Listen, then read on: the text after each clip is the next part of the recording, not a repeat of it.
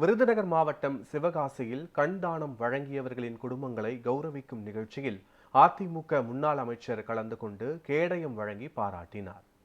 சிவகாசி பட்டாசு நகர அரிமா சங்கம் மற்றும் கண்தானம் சங்கத்தின் சார்பாக கண்தானம் செய்த 200 நபர்களின் குடும்பங்களை கௌரவிக்கும் நிகழ்ச்சி தனியார் மண்டபத்தில் நடைபெற்றது.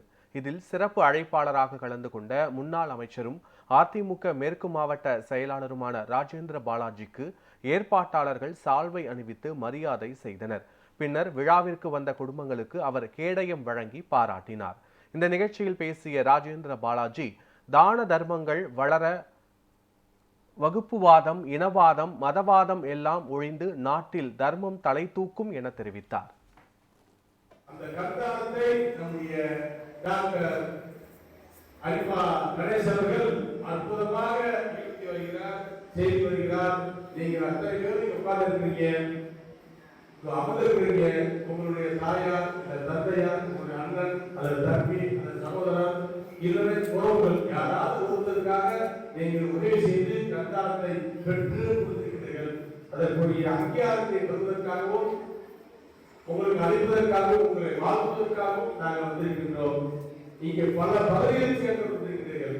நீங்கள் அத்தனை பேரும் இறைவனுடைய குழந்தைகள், ஆண்டவரின் பிள்ளைகள். அதனால்தான் தாராள மனதோடு நீங்கள் கண்களை தானம் செய்ய வந்திருக்கிறீர்கள், தானம் செய்திருக்கிறீர்கள். உங்கள் இறந்த உங்களுடைய உறவுகளும் ஆத்மா நிச்சயமாக கடவுளுடைய மடியிலே தான் நிலைப்பார். அப்படிப்பட்ட ஒரு நல்ல ஒரு வாய்ப்பை இறைவன் கொடுத்திருக்கிற காரணத்தால் நீங்கள் உதவியாக பலருக்கு ஒளியை கொடுத்திருக்கிறீர்கள். நீங்கள் வாழ்க, உங்களுடைய சந்ததிகள் வாழ வேண்டும், உங்கள் குடும்பம் வாழ வேண்டும், உங்களுடைய இந்த தான தர்மங்கள் சிறக்க சொல்லி உங்களை போன்றவர்களுக்கு நாங்கள் என்றைக்கும் உதவியாக, பலமாக, பக்க பலமாக நாங்கள் இருப்போம்.